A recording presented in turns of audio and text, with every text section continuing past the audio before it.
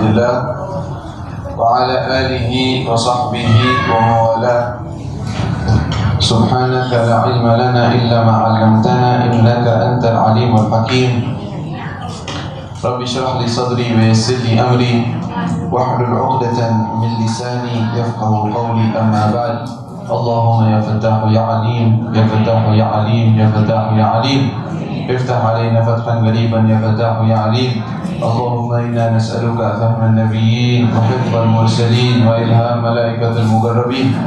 اللهم زينا بالعلم وأكرمنا بالتقوى وجملنا بالعافية برحمتك يا أرحم الراحمين. Alhamdulillah, puji syukur kita kehadirat Allah Subhanahu wa Ta'ala yang telah memberikan nikmat-nikmatnya kepada kita sehingga kita bisa berkumpul kembali dalam kajian rutinan kita mengkaji daripada kitab Tahdzib Al-Khasa'isul Kubra Imam Suyuti, yang mudah-mudahan kita semua yang hadir di tempat ini diberikan keberkahan oleh Allah Subhanahu wa Ta'ala. Yang memiliki hajat-hajat, mudah-mudahan hajat-hajatnya dikabulkan oleh Allah. Yang memiliki banyak daripada keinginan, mudah-mudahan Allah kabulkan dan Allah mudahkan. Allah berikan dan Allah jaga daripada keluarga kita, sanak saudara kita, anak-anak kita dari segala keburukan, dari segala penyakit, dari segala kesusahan, dan Allah berikan kelapangan daripada rezeki, dimudahkan dalam segala urusan kita. Amin amin ya rabbal alamin. Ma'asyiral muslimin wal muslimat rahimakumullah. Kita melanjutkan pembahasan dan kajian kitab Al-Khasa'isul Kubra atau Tahdzib Al-Khasa'isul Kubra, yang mana kita sampai pada ma jaa fi baulihi syarif sallallahu alaihi wasallam, masih mengenai keistimewaan fisik Rasulullah sallallahu alaihi wasallam dan apa saja yang Allah berikan kepada Nabi Muhammad secara terperinci, yang mana pada pembahasan lalu kita membahas mengenai salah satunya ya, darahnya Rasul sallallahu alaihi wasallam. Atau darah belum ya? Yang itu keringat Nabi sallallahu alaihi wasallam, dan juga sifat daripada suaranya Rasulullah sallallahu alaihi wasallam dan yang lain-lainnya. Sekarang kita masuk daripada bab ma jaa fi damihi syarif sallallahu alaihi wasallam. Bab mengenai kemuliaan darahnya Nabi Muhammad sallallahu alaihi wasallam. Dari an Abdullah bin Zubair radhiyallahu anhuma annahu atan nabiy sallallahu alaihi wasallam wa huwa yahtajim, falamma faragha qala ya Abdullah idhhab bi hadha ad-dam fa'ahriguhu haitsu la yarahu ahad. Falamma baraztu an Rasulillah sallallahu alaihi wasallam amittu ila ad-dammi fahasawtuhu, falamma raja'tu ila an-nabi sallallahu alaihi wasallam qala ma sana'ta ya Abdullah, qala ja'altuhu fi makanin dhanantu annahu khafa 'anil nas, qala fal'allaka sharibtah, qultu na'am, qala wa man amaraka an tashraba ad-dam, wailun laka minan nas wa wailun lin-nas minka. Dari riwayat Abdullah bin Zubair ibn al-Awwam, masih termasuk kerabat dari Nabi sallallahu alaihi wasallam, dari Zubair bin Al-Awwam. Abdullah bin Zubair, beliau termasuk sahabat yang muda, mungkin seumuran dengan Sayyidina Abdullah bin Umar ya, dengan Sayyidina Abdullah bin Abbas, atau berbeda selisih sedikit dengan mereka, artinya masih anak muda. Di saat itu dia datang kepada Nabi sallallahu alaihi wasallam, Rasulullah sedang hijamah, sedang bekam yang mengeluarkan darah. Darahnya dikeluarkan sebagai proses pengobatan ya, dan itu hijamah termasuk obat ya, bagi orang untuk mengeluarkan darah-darah kotor, dan itu bagus sekali, memiliki beberapa manfaat dan faedah yang bagus. Lalu Rasul SAW setelah selesai, darahnya terkumpul di suatu wadah.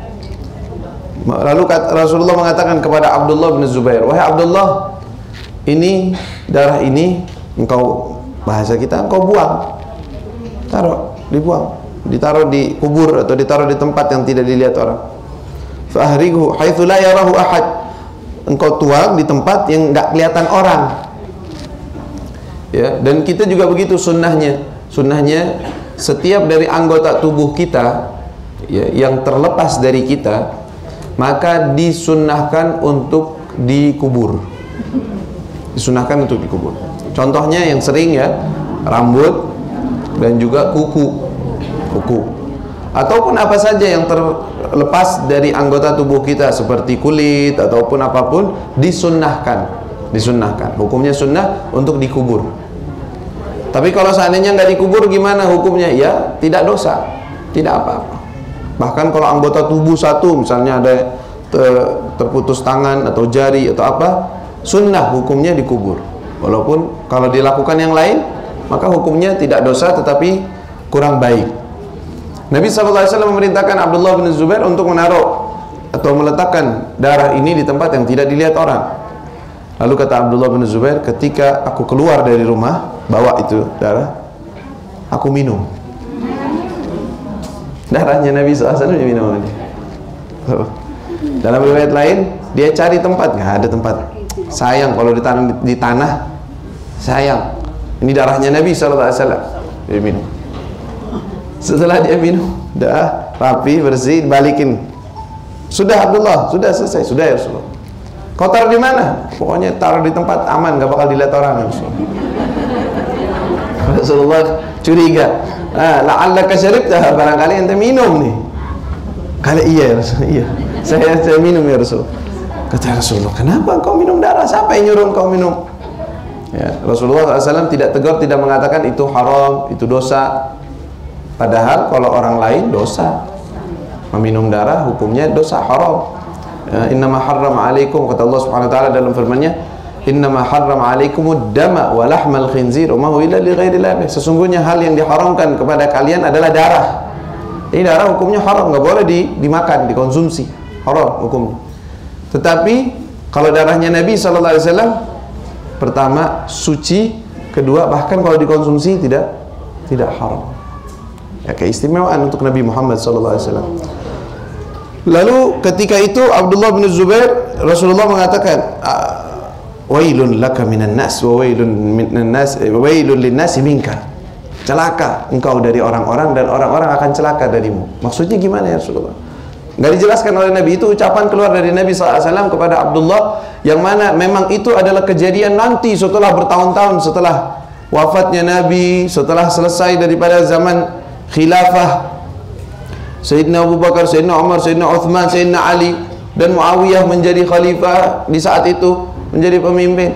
Lalu selanjutnya di zamannya Yazid. Nah, di situ Abdullah bin Zubair termasuk orang yang tidak sejalan, artinya tidak setuju dengan kepemimpinan pemimpin di zaman itu.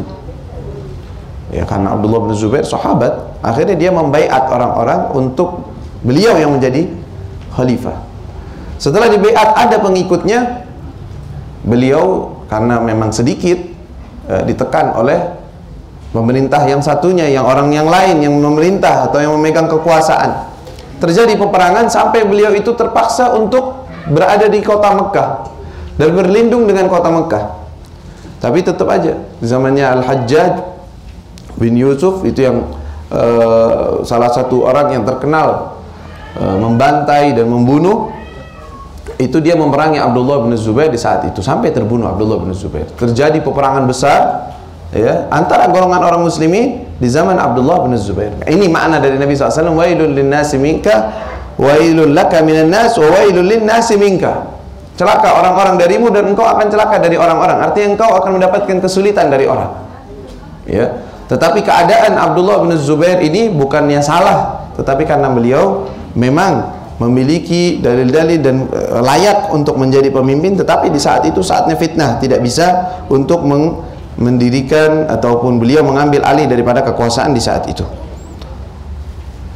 Lalu di hadis yang lain, hadis yang nomor 50 di kitab kita, an Safinah radhiyallahu anhu maula Rasulillah sallallahu alaihi wasallam. Jadi ada orang sahabat namanya Safinah. Safinah itu sebenarnya kan artinya bahtera, perahu. Aslinya namanya bukan Safinah dia.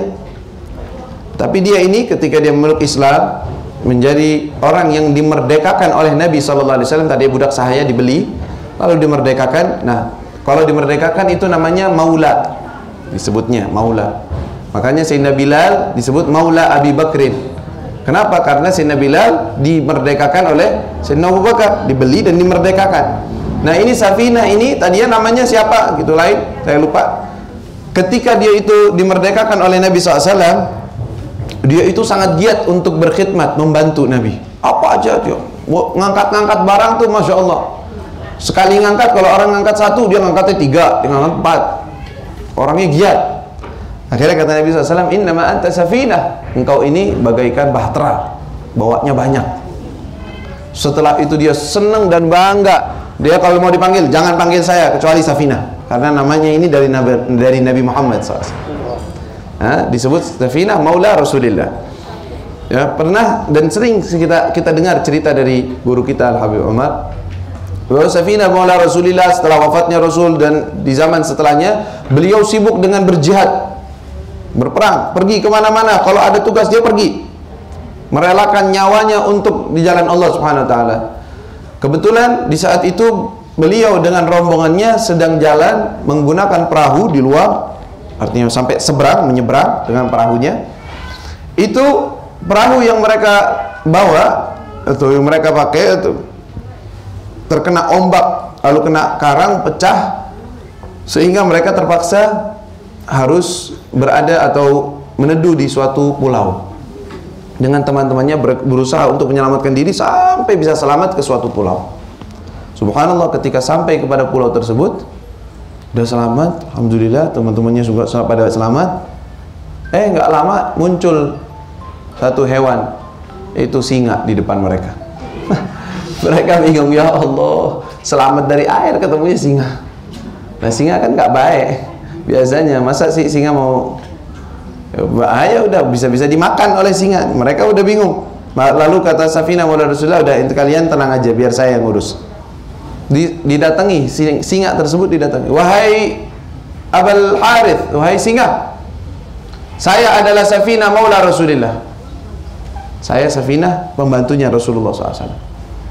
Kami terdampar di pulaumu ini, tolong tunjukkan jalan kami agar kami bisa selamat. Itu singa pas dibilang sebut nama Nabi Muhammad di depannya, langsung diem, tunduk, lalu dia menghangam, menggerakkan kepalanya. Nah kata Safinah, dia mau ngasih tahu jalan. Lalu dia jalan. Kata orang-orang udah senang, alhamdulillah singanya mau pergi. Enggak, ikuti singanya.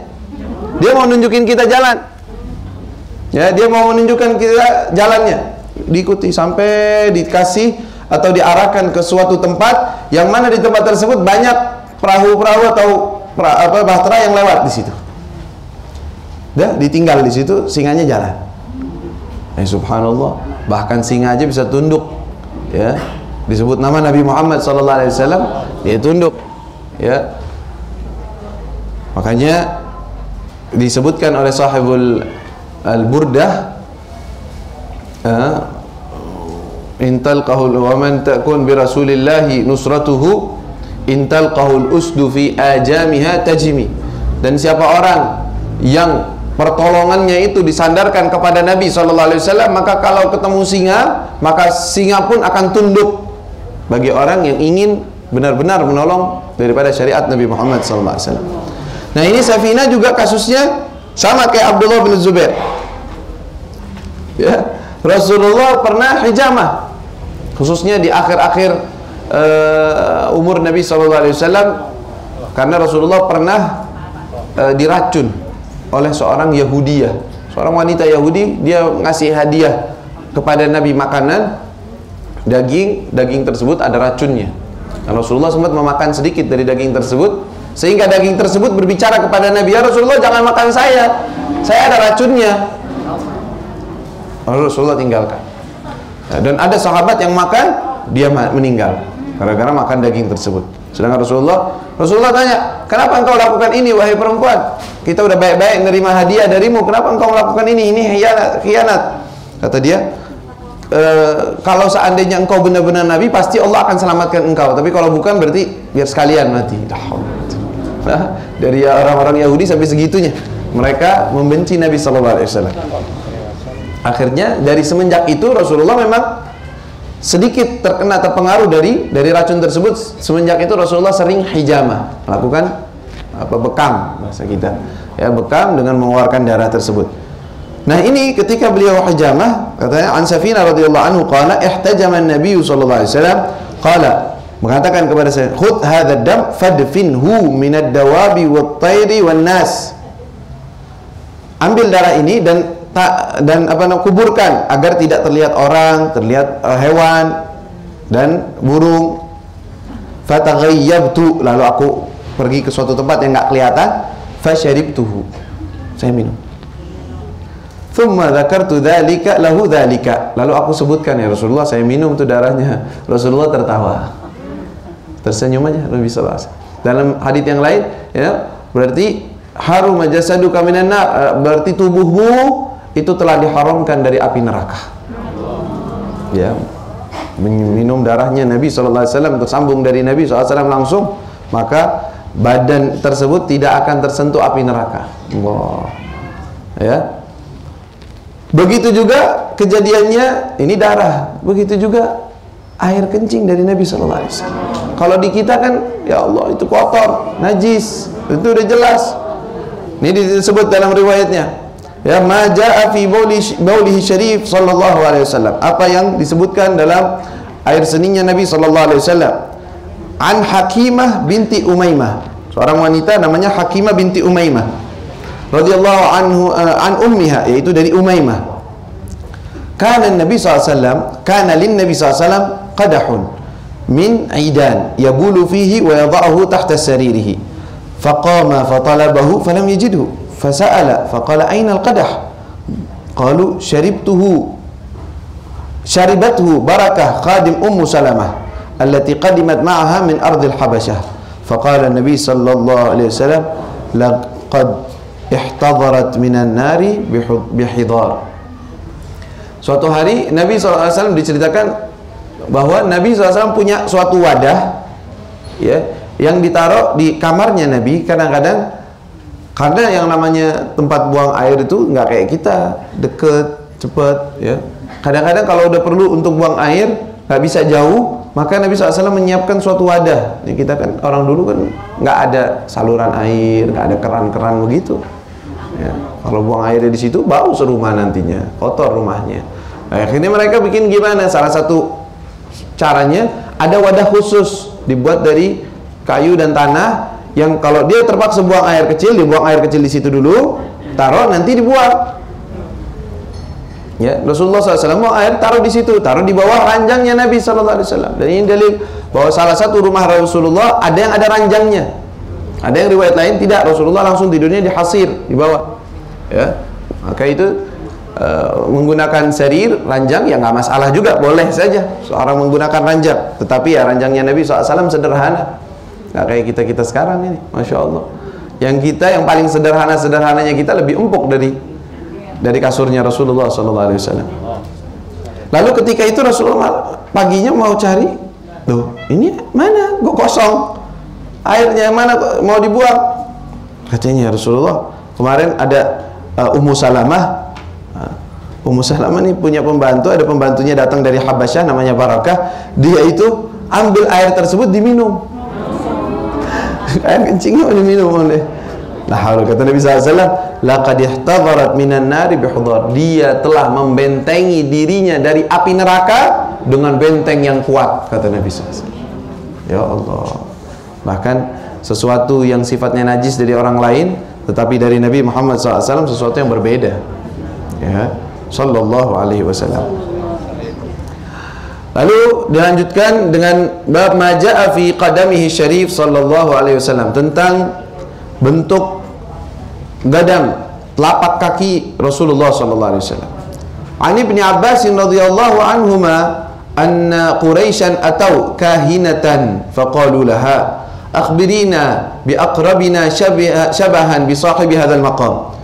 Faqalat in antum jarartum kisa ala hadhihi sahlah thumma masyaitum 'alaiha anba'tukum fajarru thumma masya an-nasu 'alaiha fabasurat athara Muhammadin sallallahu alaihi wasallam faqalat hadza aqrabukum syabahan bih Famakathu dzalika 20 sanah atau qariban min 20 sanah atau masyaallah thumma bu'itha Nabi SAW. Jadi mereka itu salah satu ada ilmu yang mereka miliki adalah mengetahui jejak kaki seseorang.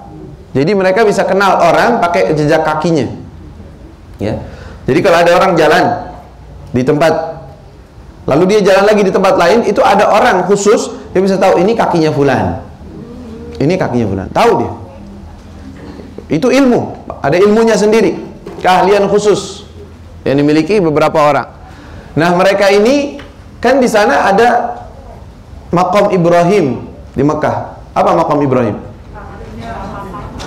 Batu yang ada bekas telapak kaki Nabi Ibrahim alaihissalam yang pernah dipijak ketika membangun Ka'bah, sehingga batu tersebut amblas itu masuk dan memiliki bekas kaki daripada Sayyidina Nabi Ibrahim alaihissalam. Mereka mengatakan kepada seorang perempuan yang ahli dalam mengetahui jejak kaki, dia bilang, coba beritahukan kepada kami siapa orang yang paling mirip dengan orang yang memiliki jejak kaki ini, yaitu Nabi Ibrahim. Ada nggak dari kita yang mirip dengan Nabi Ibrahim? Kata orang tersebut, sudah kalian gelar suatu karpet, ada tanahnya, terus kalian lewat satu-satu di tempat tersebut. Lewatlah orang-orang satu-satu. Nabi SAW juga ikut lewat. Ketika itu dilihat kakinya, semua nggak ada yang mirip. Dilihat nih, ini nih kaki mirip sekali dengan kaki daripada Nabi Ibrahim alaihissalam. Itu Nabi Muhammad SAW.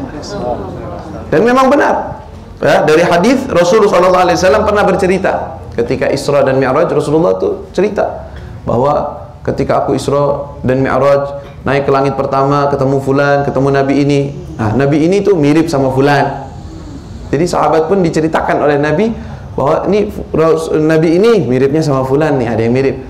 Nabi Musa mirip dengan golongan Bani kata. Nabi Isa mirip dengan si fulan. Adapun Nabi Ibrahim paling mirip dengan sahibukum, dengan teman kalian. Maksudnya beliau sendiri. Nabi Ibrahim itu mirip sekali dengan Nabi SAW daripada wajahnya dan sosoknya sallallahu alaihi wasallam. Ya. Maja'a fi masyihi syarif sallallahu alaihi wasallam. Apa yang diriwayatkan daripada jalannya, cara jalannya Rasul sallallahu alaihi wasallam. Dari Nabi Hurairah radhiyallahu anhu qala, ma ra'aitu syai'an ahsana min Rasulillah sallallahu alaihi wasallam ka'anna asy-syamsa tajri fi wajhihi wa ma ra'aitu ahadan asra'a min Rasulillah sallallahu alaihi wasallam ka'annama al-ardha tatwi lahu inna lanujhid anfusana wa innahu laghaira muktarith. Dari sahabat Abu Hurairah radhiyallahu anhu, beliau mengatakan, ma ra'aitu, saya tidak pernah melihat wajah, ya, yang lebih indah daripada wajahnya Nabi Muhammad SAW. Nggak pernah lihat wajah manusia yang lebih indah daripada wajah Rasulullah SAW. Bahkan dia gambarkan bagaikan matahari itu berjalan di wajahnya. Artinya kilauan cahaya dari wajah itu benar-benar luar biasa. Bagaikan matahari berjalan di wajah tersebut sallallahu alaihi wasallam. Dan aku tidak pernah melihat seseorang yang lebih cepat jalannya dibandingkan Nabi SAW. Bagaikan beliau itu, bumi itu terlipat untuk beliau, kayak pakai eskalator. Ada tuh eskalator yang jalan gitu di bandara-bandara, kadang-kadang yang jauh-jauh. Ya, itu kita kalau jalan gini doang, ya, balapin orang semua. Gara-gara bawahnya memang jalan. Nah, itu Nabi SAW seperti itu. Katanya kita berusaha berjalan dengan cepat, bahkan setengah lari gitu ya, agak ngejar Nabi. Beliau jalannya biasa aja. Beliau jalan dengan biasa, tetapi jalannya lebih cepat dari kita sallallahu alaihi wasallam. Ya. Allahumma shalli wa sallim wa barik alaihi. Ya, ma jaa fi naumihi sallallahu alaihi wasallam. Tentang tidurnya Nabi Muhammad sallallahu alaihi wasallam. Bahkan tidurnya aja bukan sembarangan tidur, tidak sama seperti tidurnya kita. Ya, salah satu keistimewaan Nabi dalam tidurnya bahwa kalau beliau bermimpi, mimpinya wahyu. Kalau kita belum tentu. Hati-hati, makanya jangan terlalu percaya memimpi. Ya, mimpi ya mimpi aja, nggak apa-apa. Cuman jangan dijadikan sebagai patokan hidup. Ya, jangan dibikin takut. Kadang ada orang mimpi apa gitu ya, mimpi mati atau mimpi gimana, takut. Jangan, biasa aja.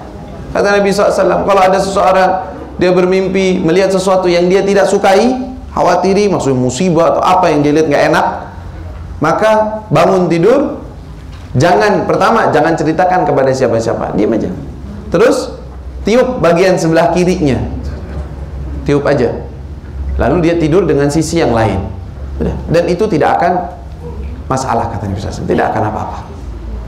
Ya. Tetapi kalau mimpi baik, ya boleh diceritakan kalau memang ada manfaatnya dan ada faedahnya. Kalau enggak, ya sudah. Mimpi yang baik itu, ya mimpi bertemu orang-orang yang soleh, atau mendapatkan bisyarah, suatu kebaikan, tanda-tanda yang baik, ya, atau yang paling utama lagi, yang paling mulia, mimpi berjumpa dengan Nabi Muhammad SAW dalam mimpi. Nah, itu mimpi baik. Gimana hukumnya? Apakah diceritakan atau tidak? Katanya, kalau memang mimpi tersebut ada faedahnya untuk diceritakan, ada mauidhah kepada orang lain, ada nasihat, maka nggak apa-apa diceritakan. Tapi kalau tidak ada, cuman untuk pribadi kita aja, ya, maka biarkan saja itu menjadi rahasia kita. Nggak usah diceritakan kepada orang. Ya, jangan jadi orang ngumbar mimpi, dikit-dikit mimpi, ceritain orang mimpi, nggak usah. Biasa aja, biarin, nggak apa-apa. Karena segala sesuatu sudah ditentukan oleh Allah Subhanahu Wa Taala dan sudah ada, makanya kita nggak usah sibuk dengan hal tersebut. Makanya, dan juga mimpi itu boleh menggembirakan seseorang, tetapi nggak boleh membuat lupa diri seseorang. Boleh senang, ya. Imam Malik radhiyallahu taala anhu, dia ada orang bermimpi Nabi Muhammad SAW bahwa beliau Rasulullah memberikan suatu rida kayak gini, syal, rida atau selendang diisi oleh Nabi SAW minyak wangi dan hal-hal yang bagus, lalu Rasulullah berikan kepada Imam Malik dan Imam Malik disuruh sebarkan kepada umat. Ya, diceritakan bahwa Imam Malik seperti itu. Kata beliau, alhamdulillah, itu adalah ilmunya Rasulullah yang disuruh sebarkan itu ilmunya Rasulullah SAW. Ar-ru'ya tasur wala taghur. Mimpi itu boleh menyenangkan hati, menggembirakan, tapi nggak boleh membuat orang lupa diri. Lupa diri gimana? Udah habis mimpi nggak sholat lagi, atau nggak hadir majelis taklim lagi, udah cukup mana? Udah dapat mimpinya udah bagus. Jangan begitu. Malah mimpi itu membuat kita lebih semangat dalam berbuat kebaikan. Lalu di sini disebutkan An Aisyah radhiyallahu taala anha qalat ya Rasulullah atanamu qabla an tutir faqala ya Aisyah inna aynayya tanamani wa la yanamu qalbi. Keistimewaan Nabi SAW yaitu matanya beliau tidur ya, mata beliau, tetapi hati beliau tidak tidur. Bahkan wudu Rasulullah SAW tidak batal dengan tidur. Kalau kita batal, ya, kita tidur, kecuali tidurnya orang yang duduknya menetap, ya, dan tidak pindah-pindah, tidak bergerak, menetap di suatu tempat dan bagian bawahnya tertutup, ya, dia tidur di kursi kah itu atau di bawah, yang penting bawahnya tertutup, tidak terbuka. Maka kalau dia ketiduran atau tidur dalam keadaan seperti itu, tidak batal wudunya selagi masih dalam keadaan seperti itu. Tapi kalau tiduran, walaupun sebentar, batal wudunya kita. Tapi Nabi SAW tidak. Karena Rasulullah suatu malam tidur, ibadah tahajud, menjelang subuh Rasulullah tiduran. Sampai terdengar suara bahwa Rasulullah ini udah tidur, benar-benar, udah pulas tidurnya. Ada terdengar suara, ya, terdengar suara nafasnya orang tidur kan lain. Nah itu, setelah itu dibangunkan untuk sholat, Rasulullah bangun langsung sholat. Rasulullah nggak pakai wudhu lagi.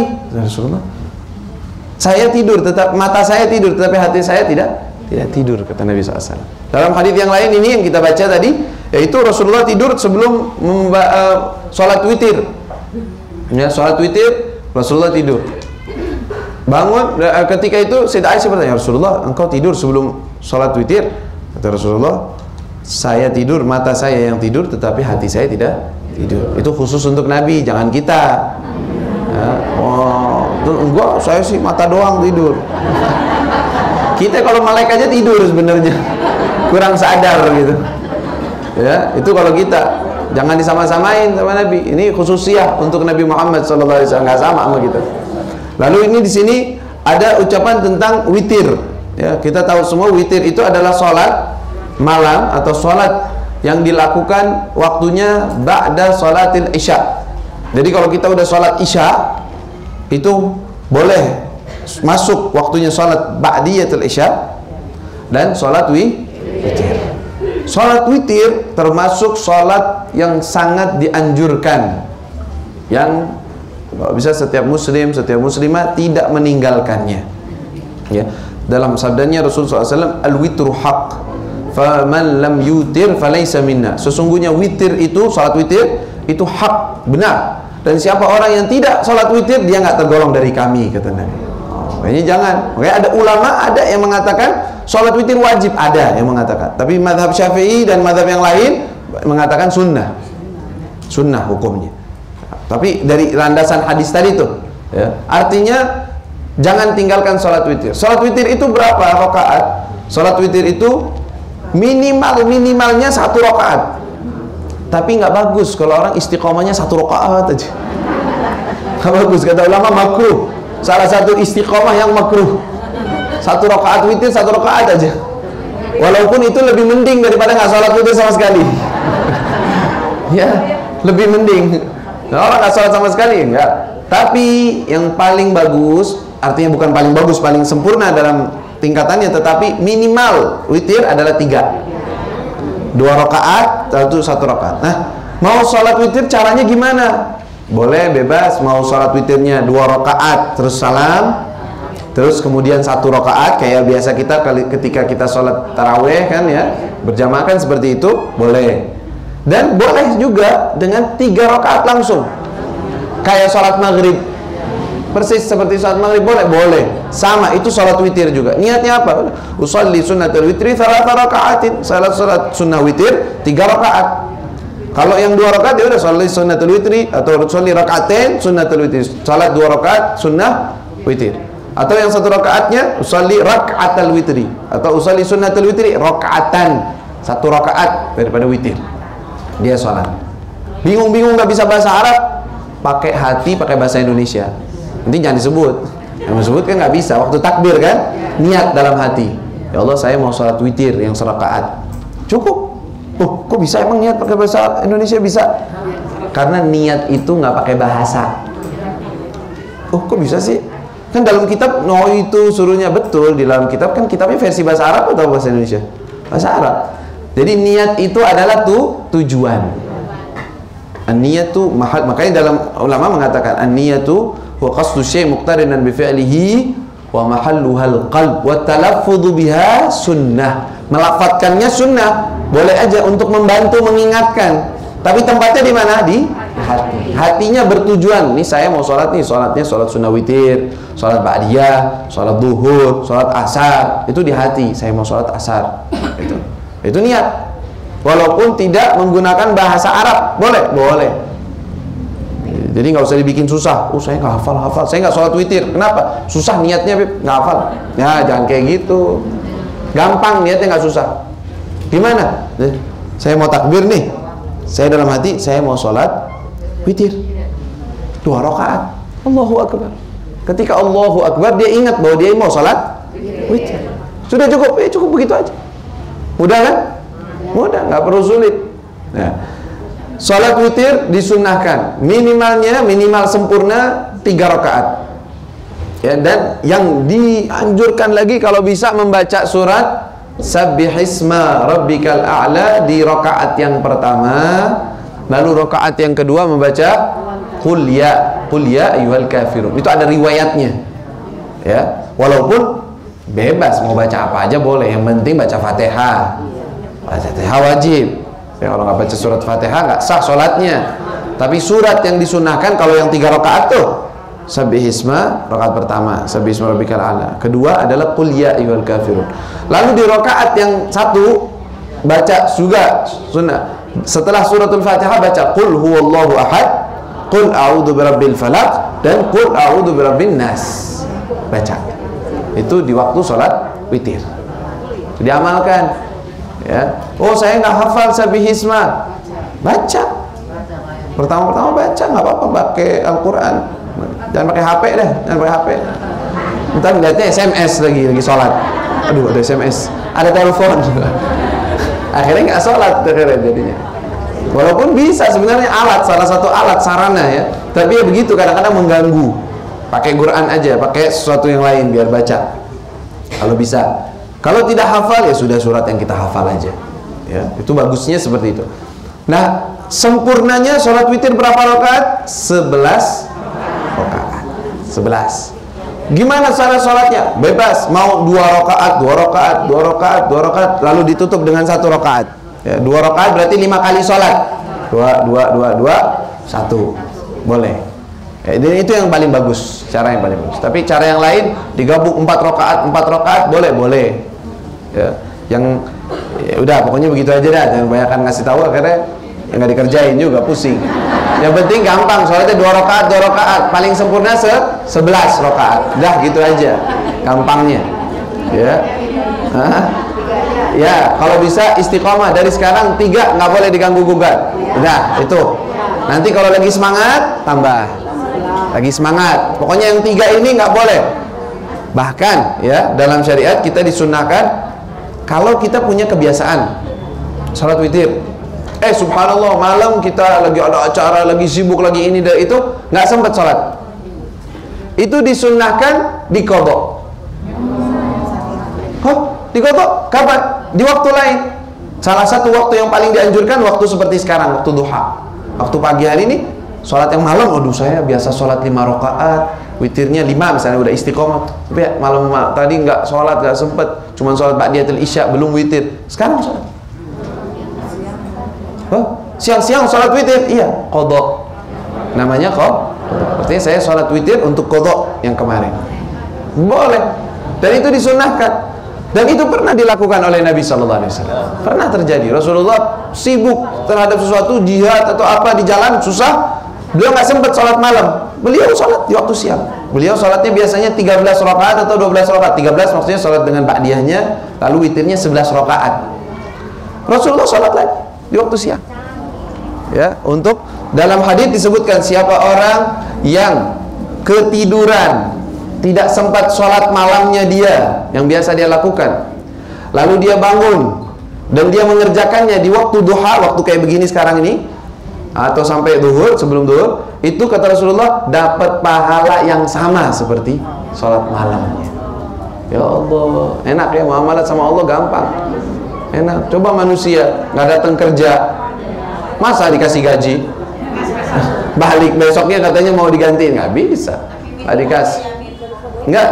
Nah itu sebentar, masalahnya ini pertanyaan nih masuk, apakah maksudnya itu hanya pada sholat witir saja? Nah, para ulama mengatakan enggak, dari hadis ini diambil kesimpulan bahwa semua sholat yang memiliki waktu, sholat sunnah yang memiliki waktu, karena sholat sunnah ada 2 jenis, ada punya waktu, ada yang nggak punya waktu, bebas waktunya, atau waktunya itu cuman gara-gara kejadian tertentu, seperti misalnya sholat hajat, itu kan kejadian tertentu aja. Atau sholat tahiyatul masjid, itu kan kejadian aja, dia masuk masjid, dia keluar, masa mau diqadha? Enggak. Nah, semua sholat yang punya waktu khusus, seperti apa? Sholat qobliyah, ba'diyah, sholat duha, kan punya waktu. Nah, itu tahajud juga begitu, itu boleh diqadha. Sholat duha, waduh hari ini saya nggak sholat duha nih, biasanya saya sholat duha 4 rakaat, ba'da duhur baru inget, iya tadi nggak sholat duha, sekarang sholat duha, qadha yang tadi, sunnah begitu, nggak apa-apa dilakukan ya, itu biar kita pahalanya nggak putus dari Allah Subhanahu wa ta'ala ya, kesiangan atau apapun. Qobliyah juga begitu, ba'diyah begitu. Pernah Rasulullah SAW nggak sempat sholat qobliyah asar, ada tamu, ada apa, akhirnya langsung sholat asar. Setelah itu Rasulullah pulang ke rumah, sholat sunnah asarnya diqadha sama Nabi SAW di rumahnya. Nah, Rasulullah sudah mencontohkan, padahal beliau nggak kurang sama sekali pahalanya, tapi beliau mencontohkan buat istiqomah, jangan tinggalkan sesuatu yang kita udah rutin, istiqomah. Mungkin sedikit juga ya, anggaplah pertanyaan mungkin ya, perbedaannya apa sholat tahajud dengan sholat witir? Apa ada beda atau sama atau bagaimana? Kadang banyak orang yang bingung dengan hal tersebut. Kita kasih kesimpulan nih ya, sholat witir itu sholat yang dilakukan setelah isya, sholat waktunya ba'da isya sampai menjelang subuh waktunya. Tahajud adalah nama suatu ibadah atau suatu sholat yang dilakukan setelah tidur malam. Jadi kalau kita tidur malam nih, terus bangun, kita sholat sunnah apa aja itu udah dikategorikan tahajud. Ya, itu. Terus saya kalau bangun malam, niatnya sholat apa? Jadi kalau bisa niatnya nggak perlu niat tahajud. Usolli sunat tahajud, nggak usah.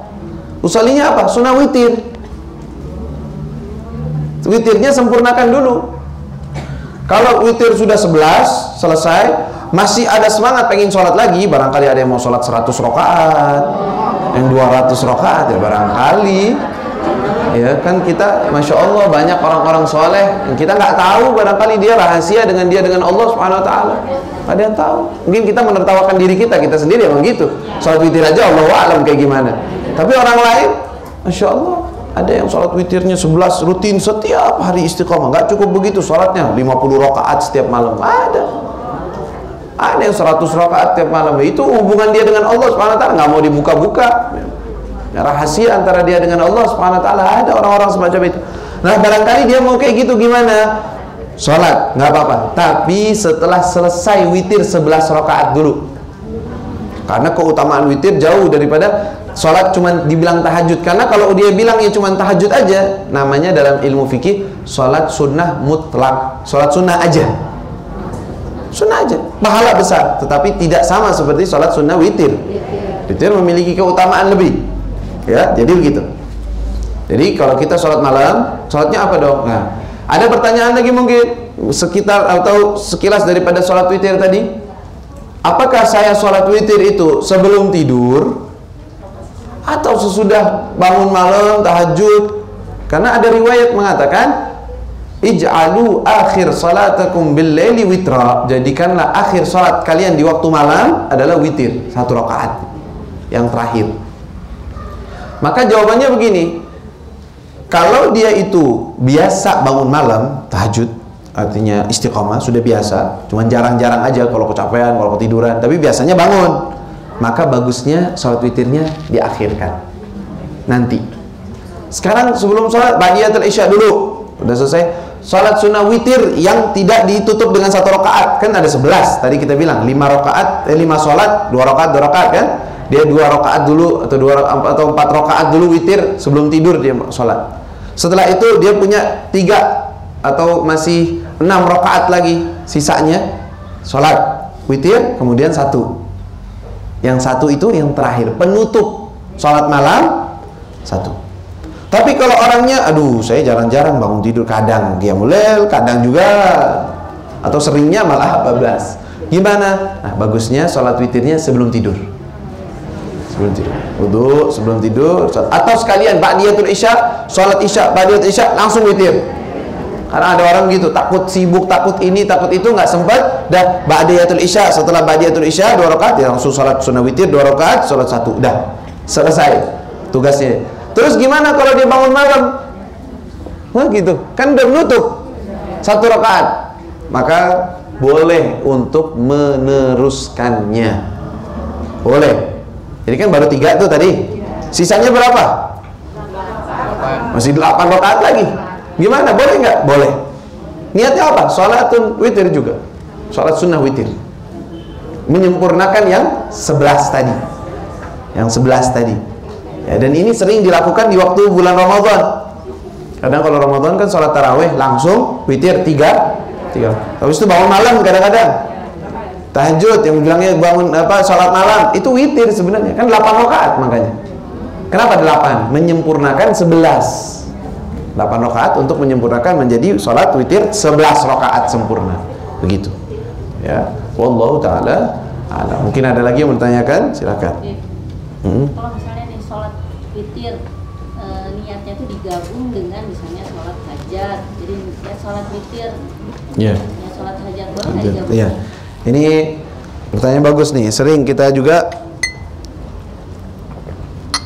Jadi sholat sunnah ada yang boleh bisa digabung, ada yang nggak bisa digabung. Maksudnya gimana? Sholat sunnah yang sifatnya apa ya, diminta secara dari syariat, memang bukan kita yang melakukannya. Seperti apa? Salat ba'diyah, qabliyah, duha, punya waktu sendiri-sendiri nih, ya. Qabliyah, ba'diyah, waktu duha ataupun witir, itu nggak boleh digabung. Misalnya ada orang ba'diyatul isya dengan witir, dia mau gabung, kan ujungnya sholat-sholat juga kan, sama aja. Udah gabungin aja, niatnya satu, nggak boleh. Ya jangan. Ba'diyatul isya sendiri, punya sendiri, witir juga sendiri.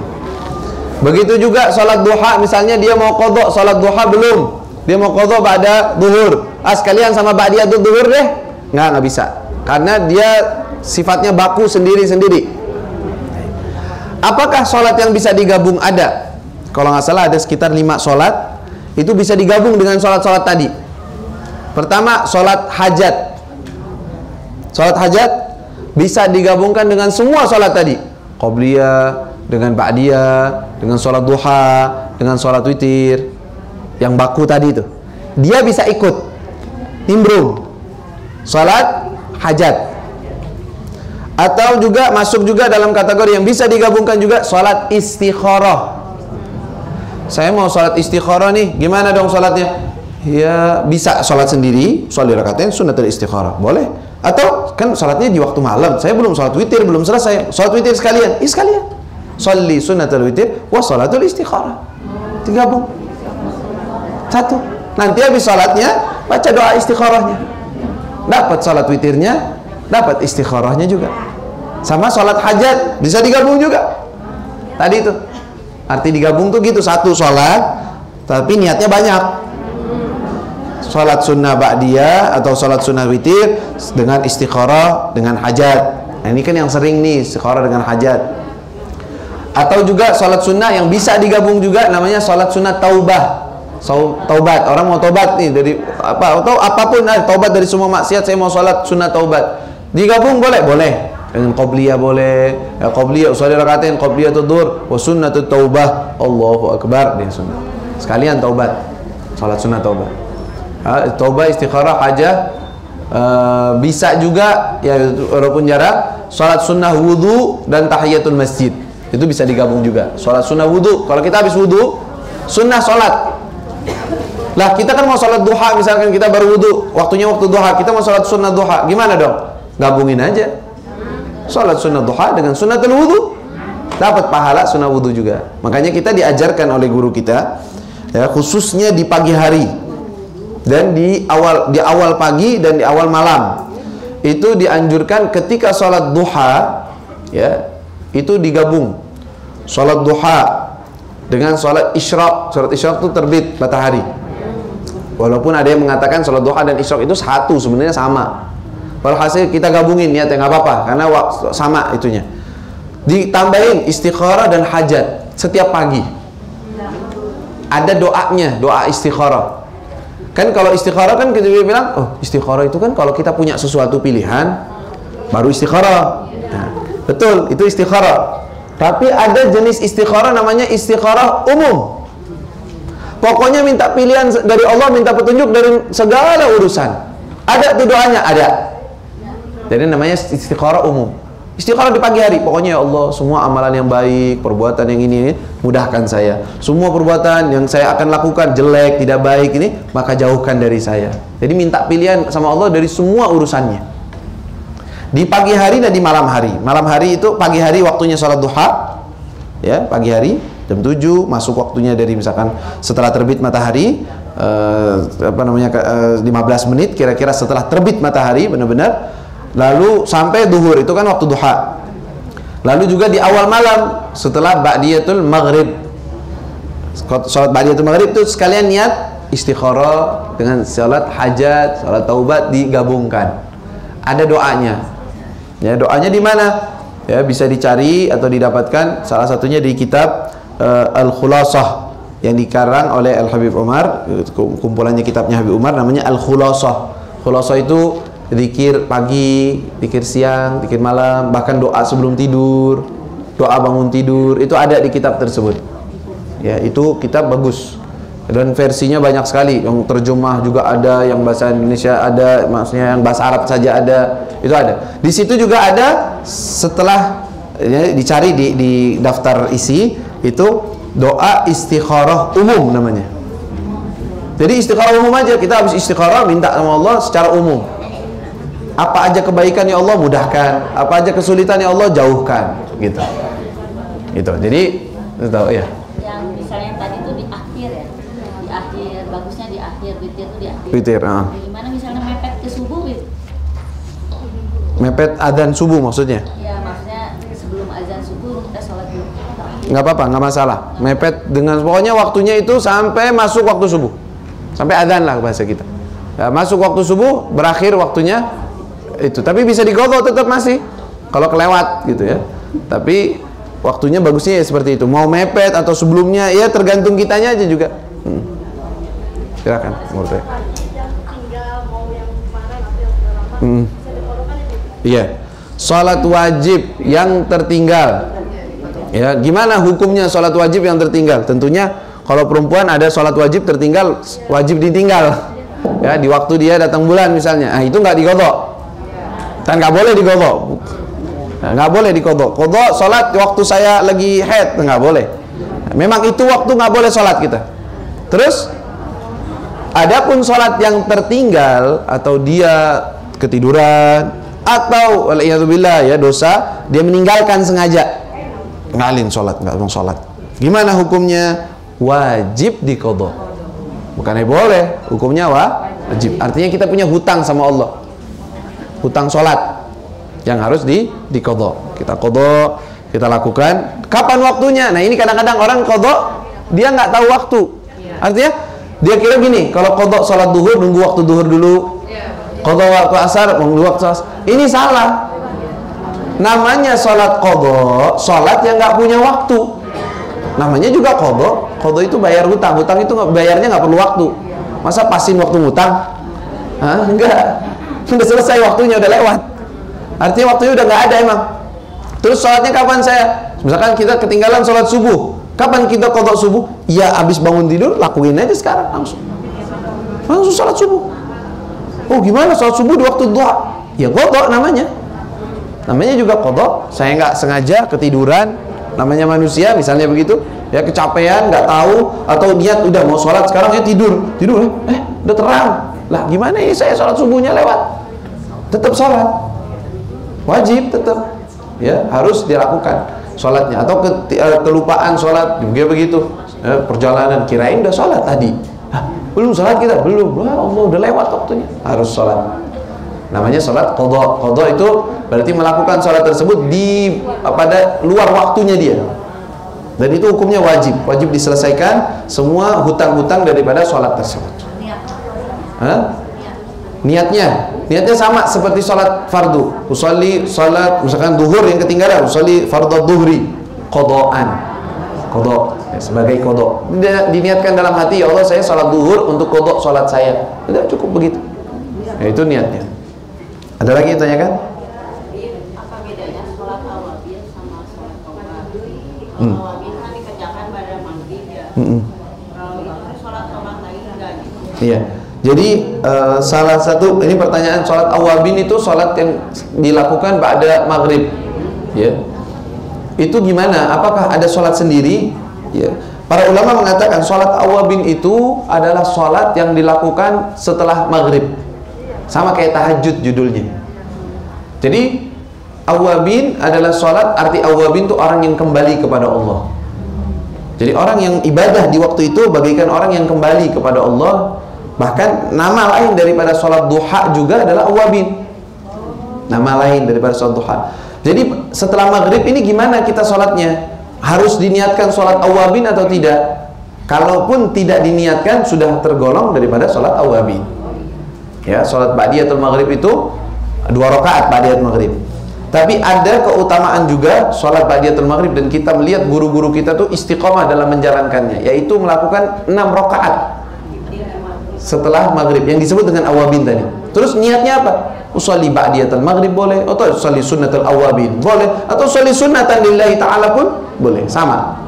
Mau diniatkan dengan taubat gimana? Boleh. Ya, boleh digabungkan dengan taubat karena memang dia sholat, yang penting sholat gitu, 6 rakaat. Di dalam riwayat disebutkan Siapa yang sholat 6 rakaat setelah sholat maghrib, maka diampuni dosanya walaupun sebanyak apapun dosanya. Satu, faidah satu. Faidah kedua, keutamaan sholat 6 rakaat. Siapa yang sholat 6 rakaat setelah sholat maghrib, 2 rakaat ya sholatnya, bagusnya 2 rakaat. Dia tidak berbicara urusan dunia antara 2 rakaat tersebut. Jadi pada maghrib zikir, udah langsung sholat, nggak ngobrol duniawi lagi. Sholat sampai 6 rakaat mendapatkan pahala bagaikan beribadah 12 tahun. Siapa bisa ibadah 12 tahun kita? Ya kan? Nah, kita bisa dapetin ibadah 12 tahun dengan kita istiqomah sholat 6 rakaat, itu dapat setiap 6 rakaat 12 tahun. Makanya hebatnya umatnya Nabi, umat umurnya pendek, ibadahnya bertahun-tahun. Ya, karena begitu, yang mengamalkan apa yang diajarkan oleh Nabi SAW. Ada lagi yang bertanyakan? Waalaikumsalam. Kalau misalnya orang tua kita meninggal, terus sebelum meninggal itu sakit, kemudian dia tidak sholat selama berapa hari, lalu kan anaknya yang mengkodokkan, itu hukumnya wajib kan Habib ya? Kemudian anaknya bagaimana, disebutkan nggak nama orang tuanya begitu? Iya, ini termasuk permasalahan yang sering terjadi, yaitu ketika seseorang sakit. Dia seorang yang sakit, lalu dia waktu sakitnya ini udah nggak bisa sholat. Kalau memang orangnya masih sadar, harusnya sholat, harusnya. Terus gimana sholatnya? Ya ditayamumkan, terus dia niat dengan hatinya, dengan gerak-gerak sebisanya, itu dia. Tapi kalau nggak sadar diri gimana? Koma, nggak sadarkan diri, ya udah nggak wajib sholat. Memang tidak wajib sholat. Jadi nggak usah dipikirin lah qadha atau apapun. Memang nggak wajib sholat. Orang nggak sadar diri, udah. Tapi kalau dia sadar diri, tapi ya namanya orang kadang-kadang akhirnya nggak sholat, padahal dia sadar, nggak sempat dia qadha, dia meninggal. Gimana hukumnya? Hukumnya tadi disebutkan dia ahli warisnya wajib mengqadha. Enggak, hukumnya aslinya sholat itu tidak bisa digantikan oleh orang lain. Itu yang mu'tamad, ya, pendapat yang paling kuat, nggak bisa digantikan oleh orang lain. Jadi nggak ada kafarah, nggak ada qadha. Ya, nggak ada kafarah, nggak ada qadha. Tapi bagusnya boleh kita bayarkan kafarah, boleh. Ya, ada riwayat lain atau pendapat lain yang mengatakan boleh. Tapi pendapat paling kuat dalam mazhab nggak. Beda dengan puasa. Beda puasa. Kalau puasa itu bisa bayar, bisa digantikan. Ahli warisnya puasa untuk orang tuanya, ya, boleh. Nah, itu pendapat juga walaupun ada khilaf, tapi itu difatwakan seperti itu, boleh. Ya, boleh. Seorang yang puasa ketinggalan puasa, orang tuanya meninggal, anak-anaknya gantiin. Oh, orang tua kita 1 bulan penuh kayaknya sih 30 hari utang tuh puasanya. Gimana dong? Ya udah kita gantikan. Terus gantinya gimana? Anaknya ada berapa? Anaknya ada 10. Semua mau ikut andil. Iya, ikut andil. Ya udah, sekali 10 orang ngerjain kayak kebayar 10 hari. Walaupun harinya sama. Ya, walaupun harinya sama. 10 hari berarti tinggal 3 kali puasa selesai utangnya, misalnya seperti itu. Atau 1 orang yang mau bayarkan 30 hari dia puasa, ya udah boleh. Atau diganti dengan fidyah, bayar, ya, sedekah kepada fakir miskin 1 mud atau kisaran 7 on, ya, 7 on beras itu diberikan untuk 1 harinya. Tapi kalau sholat gimana? Sholat sebenarnya tidak ada, tidak wajib. Udah selesai.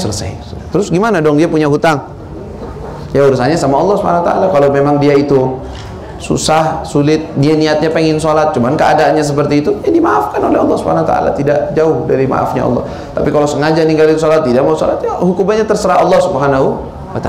Apakah dihukum atau tidak. Tapi ini batasannya. Tapi boleh nggak kita sedekahkan untuk orang tua kita? Kita bilang tadi ya, untuk sholat aslinya tidak ada. La qadha, tidak ada qadha ataupun fidyah, bayar. Tapi kalau mau bayar, boleh aja, kita bayarin. Setiap hari sholatnya berapa? Ada sholat 5 waktu, udah 1 sholat 1 mud dianggapnya. Untuk 1 orang fikir miskin 7 on 1 sholatnya. Berapa sholat hitung dah, kalikan. Boleh aja, tapi nggak wajib sebenarnya. Begitu. Ada lagi bertanyakan?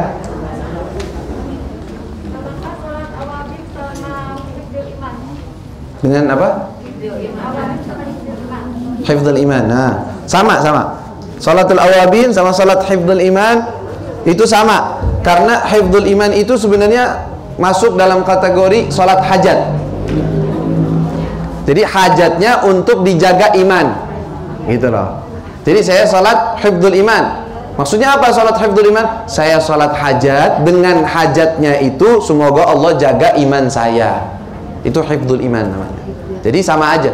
Salat awabin boleh kalau dia memang sholatnya di waktu maghrib, ya termasuk satu kategori. Kalau dia sholat hifdzul imannya ba'da isya, boleh nggak? Boleh aja, sama aja. Soalnya hifdzul iman saya bilang tadi termasuk dalam sholat hajat. Sholat hajat itu masuknya. Dan sholat hajat boleh digabung dengan yang lainnya. Gitu. Lagi yang bertanyakan?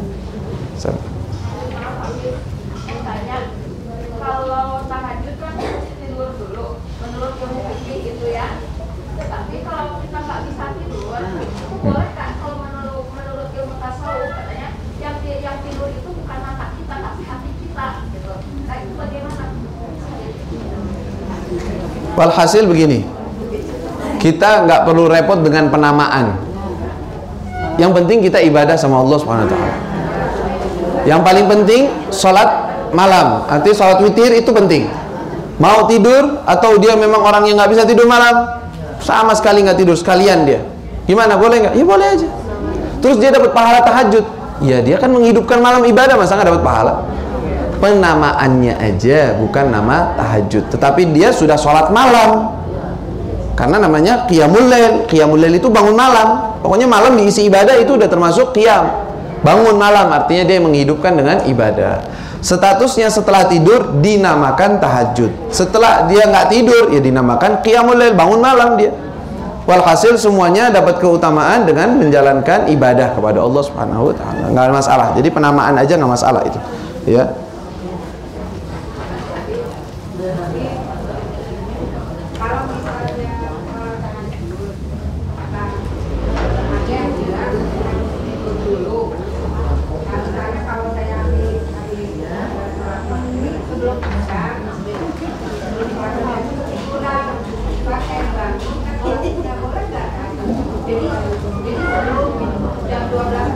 Boleh.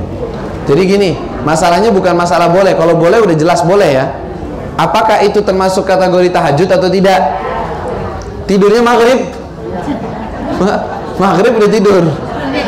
Jam 9 dibangunin. Ayo sholat isya. Ayo udah sholat isya. Sholat isya udah dapat fardu. Setelahnya kan sholat ba'diyah, sholat witir. Itu termasuk tahajud tidak?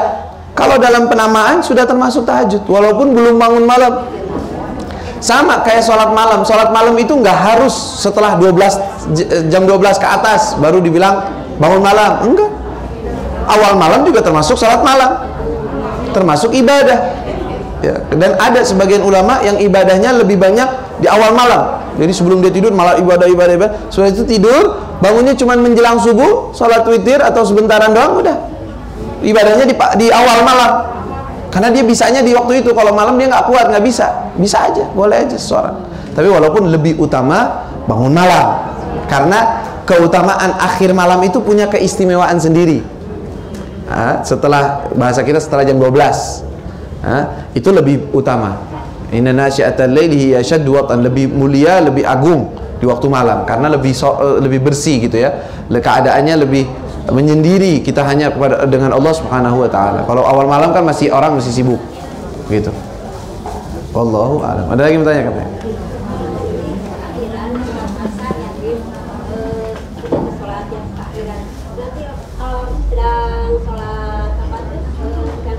Duhur. Sunnah. Terus lagi saat kopiah itu kan nggak asal gitu, nanti dilanjutkan kalau nanti aja sholat asarnya. Ini di takhir. Lagi sholat asar tuh ya, kasih akhiran sholat asarnya. Takhir, sholat akhir. Oh, maksudnya di waktu yang menjelang maghrib. Ya, biar saya dengar, nggak apa-apa. Nah.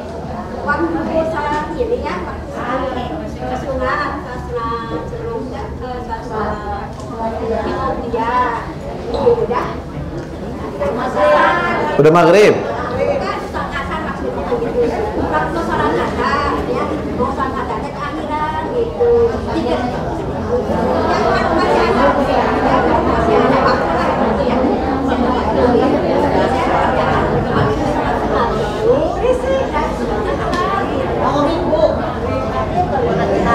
Saya kedengeran suaranya, cuman terus terang saya nggak paham. Sebentar. Jadi takhiran, maksud dari omongan takhiran itu apa? Apakah dia jamak takhir? Dia mau sholat asar. Udah masuk waktu asar?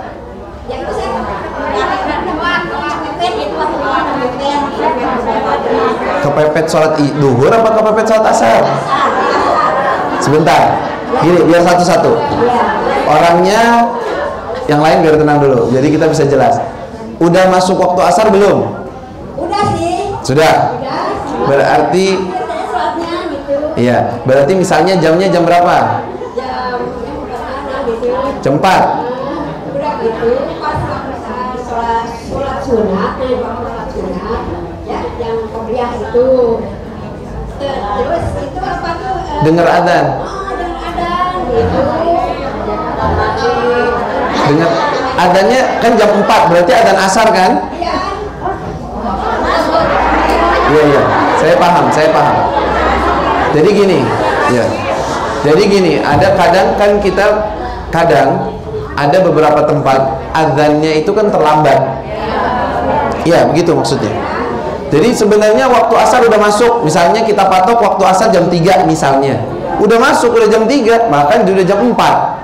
Sholat sunnah qobliyah. Pas sholat sunnah qobliyah adzan. Dengar adzan asar gitu ya. Gimana ini? Nggak ada masalah, Bu. Karena adzan ini nih nggak dianggap masuk waktu, bukan. Jadi masuk waktu itu pakainya waktu, bukan pakai adzan. Adzan itu cuman kayak alarm pemberitahuan bahwa waktu sudah masuk. Jadi kalau seandainya ada adzan lagi, misalnya kita kasusnya kayak gitu juga, udah sholat asar jam 4, ada orang jam 5 adzan asar lagi. Apa kita harus sholat asar lagi? Jawabannya enggak, karena kita sudah melakukan sholat asar di waktu asar. Terus adzan tadi itu apa? Ya adzannya aja, orang aja telat adzannya. Ya, telat adzan. Nggak masalah. Jadi yang penting waktunya. Yang kita patok, udah masuk waktu asar, kita sholat asar di waktunya, sudah cukup. Nggak masalah. Jadi kalau ada orang adzan lagi atau apa, nggak ada masalah. Kita udah sholat. Nah, gitu. Saya rasa cukup ya. Apa masih ada lagi pertanyaan? Sudah ya. Ya tinggal diamalkan ya. PR-nya kita istiqomah sholat udah nih, ini bekalnya kita dari majelis. Gak boleh dikurang. Kalau udah istiqomah 3 rakaat, ya nggak apa-apa lah, ditambahin 2 rakaat lagi. Istiqomah terus ya, 5 rakaat 5 berarti 3 tambah 2 5 rakaat dia istiqomah terus seperti itu. Kalau lagi semangat, lagi kosong, saya pengen sholat lagi, tambahin sampai 11. Tapi yang 3 jangan diganggu-gugat. Itu terus, insya Allah. Mudah-mudahan Allah Subhanahu Wa Taala berikan keberkahan kepada kita semua. Amin ya rabbal alamin. Al-Fatihah bil qabul wa tamam kulli sur. Allah barik lana wa lakum wa hafadhna wa iyyakum ila arwah man kana madhkuran fi hadhihi safhat. Allah yaghfir lahum wa yarhamhum wa yali darajatihim fil jannah wa ila arwah walidina wa walidikum wa amwatikum anna Allah yadkhul fi quburihim al-rahwa wal-rihan wal-fusha wal-ridwan wal-bishara wal-aman ala hadhihi niyya wa kullan salih wa ila hadratin Nabi Muhammad sallallahu alaihi wasallam. Sirr al-Fatihah. Bismillahirrahmanirrahim. Alhamdulillahirabbil alamin arrahmanir rahim maliki yaumiddin iyyaka na'budu wa iyyaka nasta'in ihdinas siratal mustaqim siratal ladzina an'amta 'alaihim ghairil maghdubi 'alaihim waladdallin amin. Begitu juga saya sebelum menutup meminta membacakan suratul Fatihah juga dengan niat Allah Subhanahu wa taala mudah-mudahan memudahkan dan melancarkan pembangunan pondok pesantren. Kita sekarang sedang sekarang ini kita masuk ke dalam tahapan pengen membuat sumur, bor, yang insya Allah ya mungkin biayanya cukup tinggi, tetapi insya Allah dengan doanya jamaah semuanya. Mudah-mudahan Allah Subhanahu wa taala mudahkan juga proses untuk membangun daripada kamar-kamar santri. Insyaallah dengan kita membaca suratul Fatihah, Allah lancarkan, Allah mudahkan, dimudahkan rezekinya, dimudahkan daripada segala urusannya, dijauhkan dari semua hambatan-hambatan. Amin ya rabbal alamin. Ala hadhihi niyyah wa kullatu salihah wa ila hadratin nabi Muhammad sallallahu alaihi wasallam. Al-Fatihah. A'udzu billahi minasyaitonir rajim. Bismillahirrahmanirrahim. Alhamdulillahi rabbil alamin. Ar-Rahmanir Rahim. Maliki yaumiddin. Iyyaka na'budu wa iyyaka nasta'in. Ihdinas siratal mustaqim.